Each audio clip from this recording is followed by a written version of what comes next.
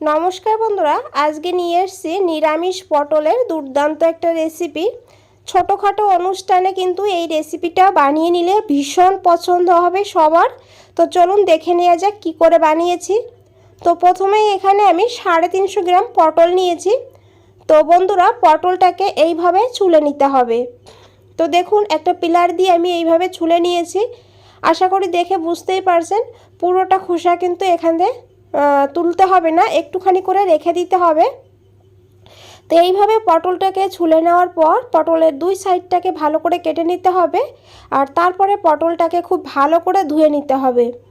ধুয়ে নেওয়ার পর এইভাবে পটলটাকে একটু কেটে নিতে হবে। পুরোটা কাটলে কিন্তু তাহলে দুটো ভাগ হয়ে যাবে, তো মাঝখানে একটু জয়েন্ট করে কাটতে হবে। এইভাবে কেটে দিলে তাহলে ভেতরে খুব ভালো করে মশলাটা ঢুকবে। আর এইভাবে কেটে নেওয়ার পর তারপরে এখানে দিয়ে দেব হলুদ আর লবণ অল্প করে। আর এখন এইভাবে পটলের গায়ে খুব ভালো করে লাগিয়ে দিতে হবে। এইভাবে হলুদ আর লবণটাকে খুব ভালো করে লাগিয়ে 5 মিনিটের জন্য পটলটাকে রেস্টে রাখতে হবে। এইদিকে একটা মশলা করতে হবে। নিয়েছি 1 ইঞ্চি আদা আর কাঁচা লঙ্কার পরিমাণটা আপনারা বাড়িয়ে কমিয়ে নিতে পারেন। এখানে আমি 3টে লঙ্কা নিয়েছি। 1/4 চামচ হলুদের গুঁড়ো দিতে হবে আর 1/2 চামচ ভাজা জিরের গুঁড়ো দিতে হবে। এইভাবে এই গুঁড়ো মশলাটা এই মশলার সঙ্গে পেস্ট করে নিলে তাহলে কিন্তু খেতে দুর্দান্ত হয়, একদম বাটা মশলার মতন টেস্ট হয়। অল্প করে জল দিয়ে একটা মিহি পেস্ট বানাতে হবে। এইদিকে একটা প্যানে দিয়েছি সর্ষের তেল। তেলটাকে খুব ভালো করে গরম করে নিতে হবে। আর এখানে কিন্তু সর্ষের তেলে রান্নাটা করলে স্বাদটা বেশি ভালো হবে। তো সাদা তেলেও রান্নাটা করা যাবে।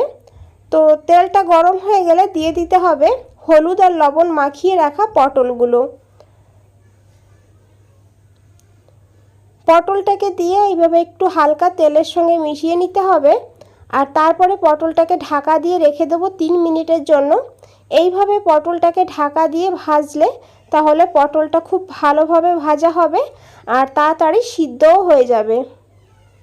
তো দেখুন, আমি ঢাকনাটা খুলে নিয়েছি। আর এখন এইভাবে আবারও পটলটাকে একটু নাড়াচাড়া করে নিতে হবে। এইভাবে উল্টে পাল্টে বন্ধুরা ঢাকা দিয়ে মাঝে মাঝে পটলটাকে ভেজে তুলে নিতে হবে। তো দেখুন, পটলের কালার চেঞ্জ হতে শুরু করে দিয়েছে। আর গ্যাসের ফ্লেমটা লো টু হাইতে রাখতে হবে। মিডিয়াম বা হাই ফ্লেমে ভাজলে পটলটা কিন্তু উপরে কালার চলে আসবে, ভেতরে ভালো ভাজা হবে না।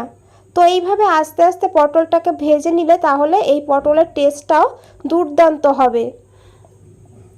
তো দেখুন বন্ধুরা, সব পটলগুলো তুলে নিয়েছি ভেজে। এই তেলেই দিয়ে দিয়েছি 2টো এলাচ, দারচিনি আর 1/2 চামচেরও কম এখানে নিয়েছি কালো জিরা। আর এখন এই মশলাটাকে হালকা করে একটু ভেজে নিতে হবে। সুন্দর একটা মিষ্টি গন্ধ বের হলে দিয়ে দিতে হবে অল্প করে একটু হিং। আর তারপরে দিয়ে দিতে হবে এখানে বেটে রাখা মশলা, আদা, কাঁচা লঙ্কা, হলুদ আর জিরাটা যে আমরা বেটে রেখেছিলাম সেই মশলাটাই দিয়ে দিয়েছি। এখন 2 মিনিট এইভাবে মশলাটাকে কষিয়ে নিতে হবে। 2 মিনিট মশলাটাকে কষিয়ে নেওয়ার পর এখানে দিয়ে দিতে হবে পরিমাণ মতন লবণ। আর দিয়ে দিতে হবে এখানে 1/2 চামচেরও কম চিনি। বন্ধুরা, এখানে চিনিটা অবশ্যই দিতে হবে। কেন দিতে হবে আমি পরে বলে দেব। তো তারপরে দিয়ে দেবো এখানে 1/2 চামচ কাশ্মীরি লঙ্কার গুঁড়ো। কাশ্মীরি লঙ্কার গুঁড়োটা এই সময় দিলে এর কিন্তু কালারটা দুর্দান্ত হয়। তো লঙ্কার গুঁড়োটা দিয়ে খুব ভালো করে মিশিয়ে নিতে হবে। আর মিশিয়ে নেওয়ার পর এখানে দিয়ে দেবো অল্প করে জল, তাহলে আর নিচে এই গুঁড়ো মশলাটা লেগে যাবে না। তো জলটা দিয়ে ঢাকা দিয়ে দেবো লো ফ্লেমে 3 মিনিটের জন্য। 3 মিনিট পর ঢাকনাটা খুলে নিয়েছি। আর এখানে দেখুন, খুব সুন্দরভাবে মশলাটা আলাদা হয়ে গিয়েছে আর তেলটা আলাদা হয়ে গিয়েছে। এইভাবেই মশলাটাকে কষিয়ে নিতে হবে। আর এখানে দেখুন, আমি একটা মশলা করে রেখেছিলাম আগেই। সেই মশলাটা কি করে করেছিলাম আপনাদের একটু দেখিয়ে দিই। নিয়েছি 10-12টা কাজু বাদাম আর 1/2 চামচ টক দই। আর নিয়েছি এখানে মিল্ক পাউডার 2 চামচ। 10 টাকা দামের প্যাকেট নিলে 1 প্যাকেট নিলেও হবে। এই গুঁড়ো দুধটার কারণে কিন্তু বন্ধুরা খেতে দুর্দান্ত হবে আর অসাধারণ একটা টেস্ট আসবে। এখন এর একটা মিহি পেস্ট আমি বানিয়ে নিয়েছি। আর এই পেস্টটি দিয়ে দিতে হবে এই মশলার ভেতরে। আর দিয়ে খুব ভালো করে মিশাতে হবে। আর লো ফ্লেমে ঢাকা দিয়ে আরও 3 মিনিট রাখতে হবে। আর বন্ধুরা, কাজু বাদামের জায়গায় আপনারা কিন্তু এখানে আমন্ড বাদামও নিতে পারেন, না হলে চারমগজ নিতে পারেন। তো 3 মিনিট পর দেখুন আমি ঢাকনাটা খুলে নিয়েছি, খুব ভালো করে এখানে কষিয়ে নিয়েছি। টক দই আর কাজু বাদামের কাঁচা গন্ধটা কিন্তু একদমই নেই, আর পুরো মশলাটা আলাদা আর তেলটা আলাদা হয়ে গিয়েছে। তো এইভাবে কষিয়ে নেওয়ার পর এখানে দিয়ে দিতে হবে হালকা গরম জল। তো এখানে আমি 1 কাপ জল নিয়েছি, জলটা কিন্তু অল্পই দিতে হবে। আর এখানে যেহেতু টক দই আমরা ব্যবহার করেছি, তার জন্য এখানে চিনিটা অবশ্যই দিতে হবে। আমি বলেছিলাম চিনিটা আগেই দিয়ে দিয়েছি, চিনিটা দিলে তাহলে টেস্টটা ব্যালেন্স হবে। তারপরে নিয়েছি এখানে একটু জায়ফল, অল্পই নিয়েছি দেখেছেন। জায়ফলটাকে এইভাবে গ্রেট করে দিয়ে দিয়েছি আর একটু রেখে দিয়েছি। জায়ফল বেশি দিলে তাহলে কিন্তু খেতে ভালো লাগবে না, কম করেই দিতে হবে জায়ফলের পরিমাণটা। তারপরে দিয়ে দিয়েছি এখানে ভেজে রাখা পটলগুলো, দিয়ে খুব ভালো করে মিশিয়ে নেওয়ার পর ঢাকা দিয়ে 5 মিনিট লো ফ্লেমে রেখে দিয়েছিলাম।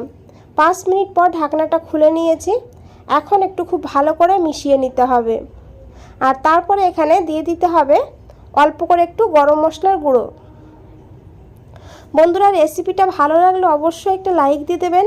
নতুন বন্ধুদের বলছি, চ্যানেলটা এখনও সাবস্ক্রাইব করে না রাখলে চ্যানেলটা সাবস্ক্রাইব করে পাশে থাকুন আর আমাকে সাপোর্ট করুন। আপনারা সাপোর্ট না করলে আমি কিন্তু আগে যেতে পারবো না। তো দেখুন বন্ধুরা, আমি দিয়ে দিয়েছিলাম একটা কাঁচা লঙ্কা, খুব ভালো করে মিশিয়ে ঢাকা দিয়ে আরও আমি 2 মিনিট লো ফ্লেমে রান্না করেছি। 2 মিনিট পর গ্যাসের ফ্লেমটা অফ করে দিয়েছি, তারপরে স্ট্যান্ডিং টাইমে রেখে দিয়েছিলাম। 5 মিনিট পর আমি এই পটলের রেসিপিটাকে পরিবেশন করে দেবো। আর আশা করি দেখে বুঝতেই পারছেন বন্ধুরা কতটা লোভনীয় লাগছে, কতটা ক্রিমি লাগছে। ঘরে থাকা উপকরণ দিয়ে যে এত সুন্দর রেসিপি রান্না করা যায়, আপনারা এটা একবার বাড়িতে ট্রাই করে দেখুন, এইভাবে অসাধারণ লাগে। আর বন্ধুরা, আজ তাহলে এই পর্যন্তই, ফিরে আসছি নতুন কোনো রেসিপি নিয়ে। ভালো থাকবেন, সুস্থ থাকবেন, ধন্যবাদ সবাইকে।